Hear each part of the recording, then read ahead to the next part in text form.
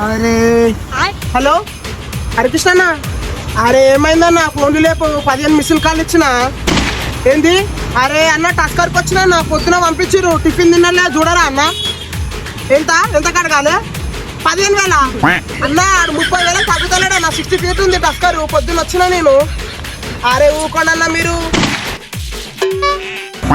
Hello అన్న, అన్న టోషన్ కాడికి వచ్చిన అన్న, జల్దీలో పైసలు కొడితే టోషన్ తీసుకొస్తా. ఏంది పైసలా అన్న? 2,500 అన్నాడు అన్న. నా ముఖం చూసి 2,000. నేను పొద్దు నుంచి ఆయన దగ్గర ఉన్నా నేను.